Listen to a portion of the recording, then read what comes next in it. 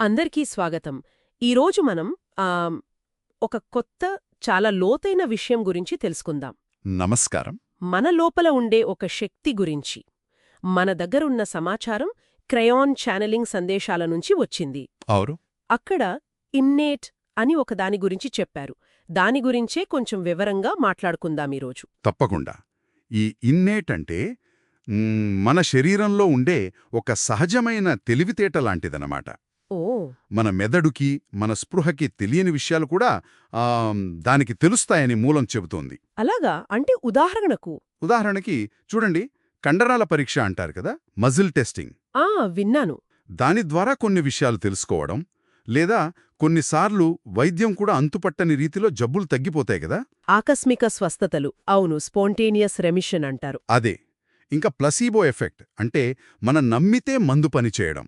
వీటన్నిటి వెనుక ఈ ఇన్నేట్ శక్తి ఉండొచ్చు అని అంటున్నారు. వావ్! అంటే మన శరీరం లోపలే ఒక రహస్యమైన డాక్టర్ ఉన్నట్టేనా? అట్లా అనుకోవచ్చు. మరి ఇంత శక్తి ఉంటే చాలామందికి దీని గురించి ఎందుకు తెలియదు? దీన్ని అర్థం చేసుకోవడమే మన ఈరోజు ప్రయత్నం. అవును. ఆ మూలాల్లో చెప్పినట్టు దీని రహస్యాలేంటో కొంచెం చూద్దాం. సరే. మొదటి విషయం ఏంటంటే, అసలు ఇలాంటిదొకటి ఉందని తెలుసుకోవడమే పెద్ద విషయం. నిజమే. ఇది మనం మామూలుగా ఆలోచించే పద్ధతికి కొంచెం భిన్నంగా పనిచేస్తుంది. మూలం ఏం చెప్తోందంటే, కొన్ని ప్రత్యేకమైన ట్రిగ్గర్స్ అంటే ప్రేరేపకాలు దొరికినప్పుడు శరీరం అద్భుతంగా దానంతట అదే బాగుచేసుకుంటుంది. కాని ఆ ప్రాసెస్ ఎలా జరుగుతుందో మనకు పూర్తిగా అర్థం కాదు. అక్కడ ఈ ఇన్నేట్ పాత్ర ఉంటుందని అంటున్నారు. ఇది కేవలం బాడీ కెమిస్ట్రీ కాదు. శరీరం కాదంటే మరి దీనికి సంబంధించింది మన చర్మం లోపలే ఉంటుందా లేదా ఇంకా పెద్దదా? అక్కడే అసలు విషయం ఉంది. ఈ ఇన్నేట్ అనేది మన ఆత్మలో భాగమని మూలం చెప్తోంది. ఆత్మలో భాగమా? అవును, సోల్లో భాగం. అంటే ఇది మన భౌతిక శరీరం అనే హద్దులు దాటి ఉంటుందన్నమాట. అందుకే ఇది చూడండి, గతం జన్మల నుంచి వచ్చే కొన్ని అడ్డంకులుంటాయి కదా. పాస్ట్ లైఫ్ బ్లాక్స్ అంటారు కదా. అవును, వాటిని కూడా ఇది తొలగించగలదట. అబ్బా! ఎందుకంటే ఆత్మకు పాత జ్ఞాపకాలు ఉంటాయి కదా, దాన్ని ఆకాశిక్ మెమరీ అంటారు. ఆ సమాచారం ఇన్నేట్కి అందుబాటులో ఉంటుందట. అందుకే ఇది మల్టీ డైమెన్షనల్ అంటున్నారు. ఓ, అంటే ఇది మన ఈ జీవితంలో ఉన్న సమస్యలే కాదు, పూర్వజన్మల ప్రభావాలను కూడా క్లియర్ చేయగలదు అన్నమాట. అలాగే మూలం సూచిస్తోంది. మరి వారసత్వంగా వచ్చే జబ్బుల సంగతేంటి? అంటే కుటుంబంలో తరతరాలుగా వచ్చే సమస్యలు, వాటిని కూడా ఇది మార్చగలదా? ఖచ్చితంగా అదే చెబుతున్నారు. మూలం ప్రకారం ఒక వ్యక్తి తన పూర్వీకుల నుంచి వచ్చే వ్యాధి తాలూకు జన్యువులుంటాయి కదా. అవును, జీన్స్. ఆ జీన్స్ ప్రభావాన్ని కూడా ఇన్నేట్ ద్వారా మార్చుకోవచ్చట. ఆ లింక్ని కట్ చేయొచ్చట. నిజంగానా? అవును. అంటే ఇది కేవలం మనల్ని బాగుచేయడమే కాదు, మన వంశ చరిత్రనే మార్చే శక్తి దీనికుందంటున్నారు. అంటే ఆ మార్పు తర్వాత పుట్టే పిల్లలకు కూడా వర్తిస్తుందా? అదే చెబుతున్నారు. వాళ్లకు ఆ నెగటివ్ ప్రభావం ఉండకపోవచ్చు అంటున్నారు. ఇది ఎలా సాధ్యమంటే, మన కణాలతో మనం మాట్లాడటం ద్వారా, మన చేతన, మన కాన్షియస్నెస్ ద్వారా ఈ ప్రక్రియను గుర్తించడం ద్వారా సాధ్యమవుతుందట. ఇది వినడానికే చాలా శక్తివంతంగా అనిపిస్తోంది.